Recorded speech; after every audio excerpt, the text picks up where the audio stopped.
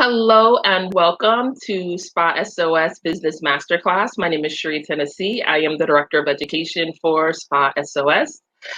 Today we have Laura Krohn, who has over 25 years in the industry. And we're going to learn a little bit more about Laura and how to bring wellness into our location. Hi, Laura, how are you? Good morning. Nice to see you.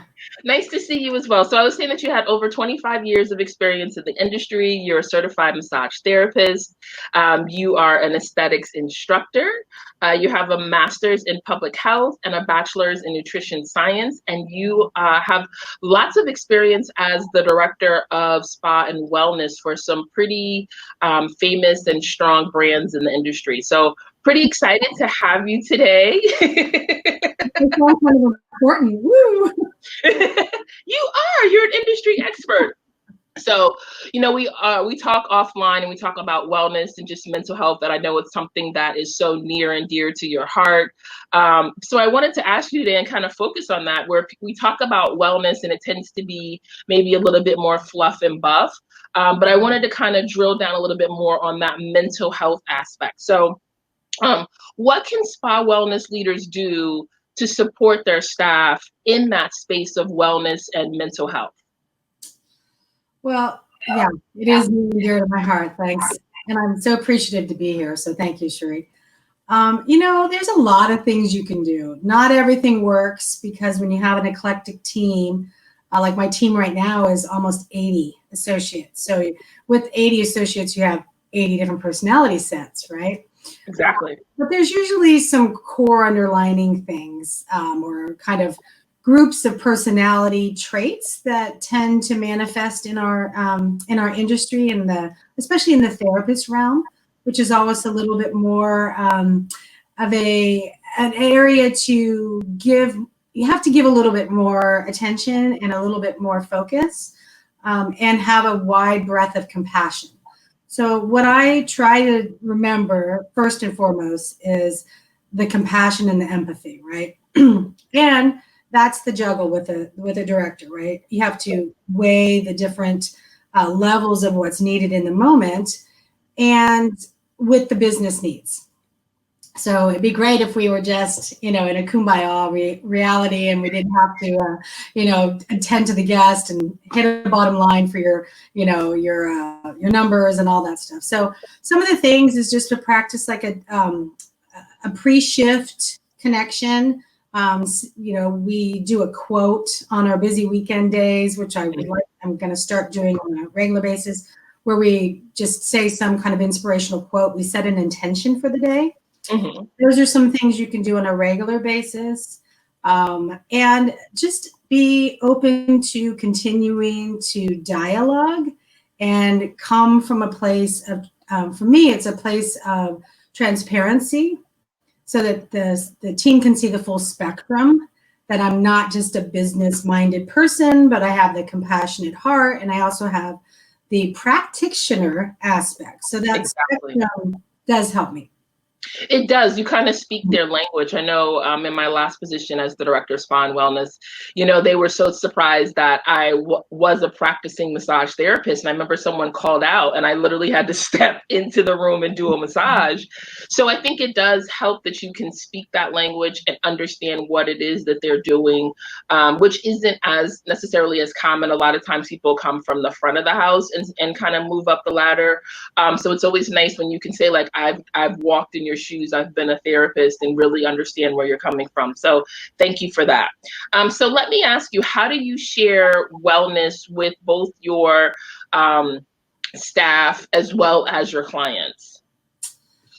Well, so wellness is an interesting word to me, because wellness is kind of to me, it's the practices that we do to encourage and support our well-being. So wellness to me is more of a concept. And so when I'm thinking about what are we doing to impart more well-being for our guests and our associates. So we look at programming, of course. And, you know, people everywhere just like to be heard, right? They like to be listened to. They want to feel like they're of value, that they're adding something to the mix, that they have a say in what's going on for them. So that's not just for our guests, right, who come in and are looking for, most people in spa come in and there's two things they're looking for. They're looking for relaxation and stress relief. Yeah. So they kind of sound the same, but they're not, right? I would say our team, you know, because they're high powered and they're in that giving mode, encouraging them to also take time for themselves. Like, what does that look like? One of the things we can do in our industry to support our teams better is to give a little bit more time in between services, which is always a little bit of a challenge financially. In our spa, I'm at the Loma de Vida Spa and Wellness at the La Cantera Resort and Spa in San Antonio, Texas. And we already do a 60-minute service with a 15-minute break. Now in this time, as we get ready to come back into service, we're adding an additional 15 minutes. So we get a full 30 minutes for cleaning, resting, regrouping, you know, more water. Everyone's going to be wearing a mask. And then with our guests, it's really about what are they coming in for. In particular, most spas, unless it's a wellness resort, a retreat destination, most spas are really about 70% massage, 80% massage, and then 20% whatever else you have. So anything you can do that encourages them throughout, which is more like home tips. We started a webinar series during this time of closure to try to reach out to our community to show that we have opportunity to support you while you're at home. With mental health, specifically, a lot of the program that we did over this period of 2 months has been more about the emotional well-being and small physical changes you can do to support. So it's a combination. You know, if your team is happy and well and feeling supported, your guests they're gonna feel that, and that's usually always the balance. You know, it's a day-to-day check-in. You know, really just having that hands-on, so to speak, relationship with your team, where you are with them working in the moment, and I think that really lends to a lot more trust and authenticity and communication. Very, very true. I love the idea of the webinar, just to be able to share those ideas. I think moving forward, we are going to be a lot more tech driven and having to get creative in how we communicate with our audience. As you put that together and as you talk about wellness for your team, how do you develop those resources to be able to share with both your staff as well as your clients? Well, one of the nice things about being in the industry for 25 plus years is I've cultivated a lot of relationships, right? So I think just like in any life in general, right? They say that we are influenced by the 5 people closest to us, right? Mm-hmm. So if I think about who I interact with on a regular basis, you know, it's core friends and that we're in that heart space, girlfriends that we go travel with, you know, that bonded self.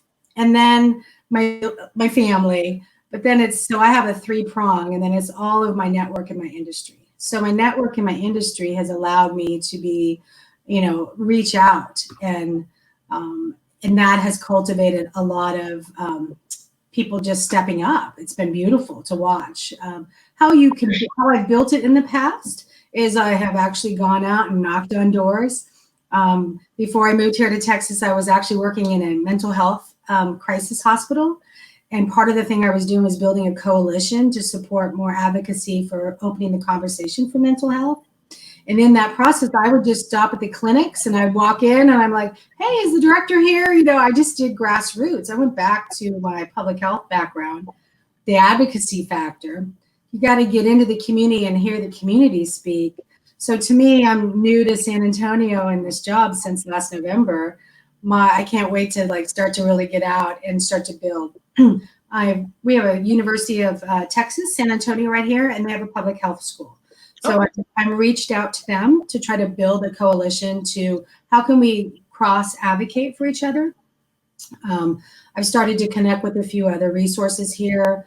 I've built a little kind of resource guide, if you will, to share with my team and our resort team about, free online associations, what you can do here, the Zen Center.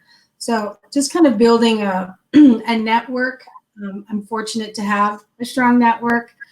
I can't advocate enough for really just building relationships. It's so interesting. So the first episode was with Ella Cressman, who I'm sure you know, and we were talking about the power of partnership. So it's nice to kind of circle back around to that topic of how powerful it is in building those relationships and that networking, because you never know how it might support you and support your team and the clients and just support the industry as a whole. So thank you for sharing that. It's kind of like being in class again and the teacher says it and then someone else comes in and says it. It makes it a real point. So let me ask you, I know you're so passionate about mental health. You just came out of a position where you're an advocate for it. How do you address the psychological aspect of life stressors for your team so that they're better able to care for themselves and then ultimately better able to care for the clients that are coming to your location? Well, that's a tall order. It's a tall order. I would say that in my past years, having, like you said, the fortune to work in some amazing brands, some amazing locations, amazing teams. I haven't spent a lot of time trying to cultivate that emotional well-being piece. It's only been in the last couple of years that it's become really evident to me. It's always been there. I've always known it because I've worked volunteering in the substance abuse community and homeless community and the senior community. So I've always known that the emotional well-being aspect is really probably the core to our overall health and well-being. In the work environment, it's a little bit tricky, as you know. Yes. You just, wow, how do you cultivate that? So for me, it's about really looking at what I'm doing right now. So, we're in this unique, very unusual, very intense, very charged time. As we're getting ready to go back, I'm seeing the impact of my team. And so some of the things I've been doing with them just to keep the thread of connectedness going, as I started the WhatsApp. And so I started a little gratitude, every day, although I'm bad because I haven't done it for a couple of days because I'm back in the spa right now. But just like sending out a couple things I'm grateful for, or I have a gorgeous sunrise here with this great light. And so I'll take a picture of the sunrise and shoot it out on the app and just say, have a great day, thinking about all of you. So those kinds of threads, I'm not going to stop. I'm going to continue to cultivate those. And then with the community, it's about building a safe space for them to come back to so that we can start to have the dialogue. I've been fortunate to partner with some doctors who are leading the charge in the emotional well-being environment. And so going to kind of bring them into the resort with retreats and put them on my webinars. And just look, I've been thinking about some ways to integrate this small mindfulness into our services, and just adding a treatment on the menu. I've been thinking about this. That's actually a one-on-one meditation kind of mindfulness stretching, not necessarily a whole treatment, but kind of giving that one-on-one opportunity for someone just to come in with maybe some music and all the senses facilitated. And so just trying to think of ways that's going to enhance someone's return to center. And in creating some of this and in doing the research, it helps me because I got to remember that for myself, right? Because I won't lie, I'm like pedal to the metal kind of gal all the time. So it's just the daily check-in, I think, is the most valuable tool. If I can impart that with my team, like when we come into work, ground yourself in your intention for the day. What do you want to bring today to your guest, right? What do you want to bring for yourself? If we can all come in and ground ourselves in an intention, we're going to be more present because it's the showing up for somebody. I think that's one of the beautiful things about this time with the Zoom is that so many more people are connecting face to face, even though we're not there. I'm like, I want to reach out and touch you, but I can't.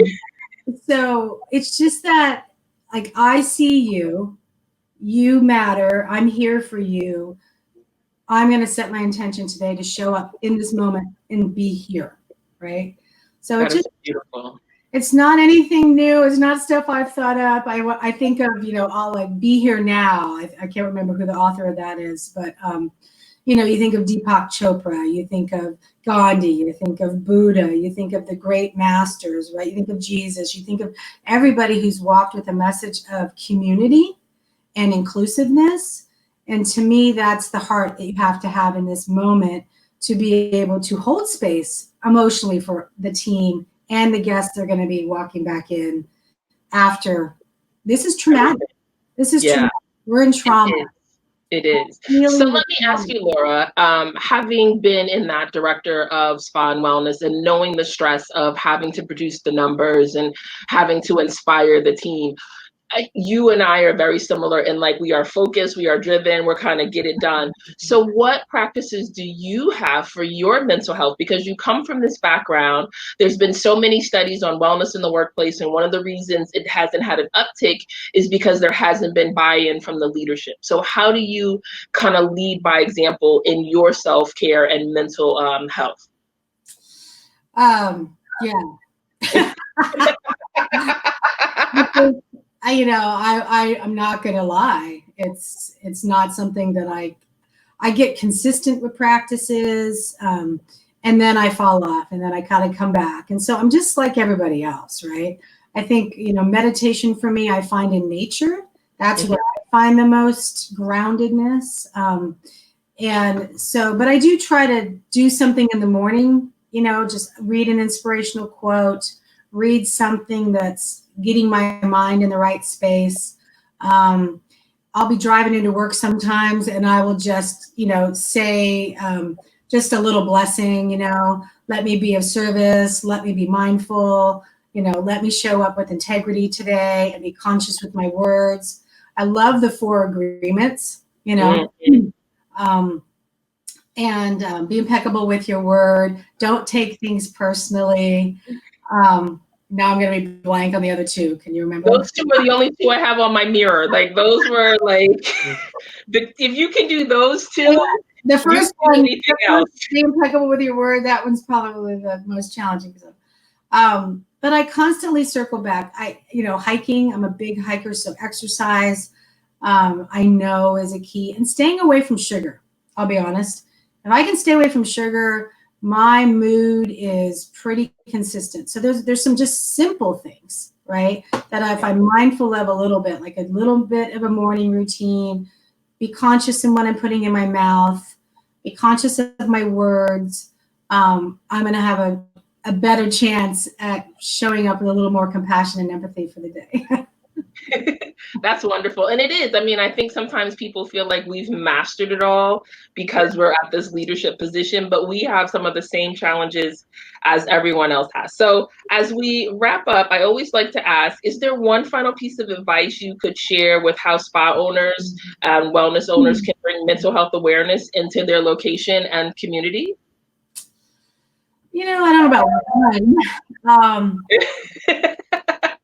So I guess if I have to say, the main thing is open-mindedness and curiosity.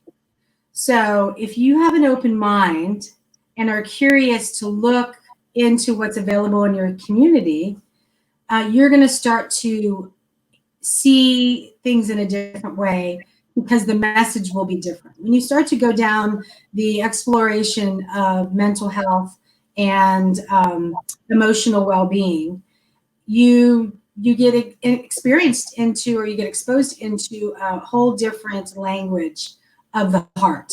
And then those things kind of, for me, they just kind of continue to open a little door. So if I stay open, if you're a spa director and you've never really thought about how does emotional well-being and mental health impact my team, or what little thing could I do? Small stuff, right? Right. I mean, very small stuff, and reminding the team that there's resources. Like in most corporations, bigger places, we have employee assistance programs, right? So there's free resources for people.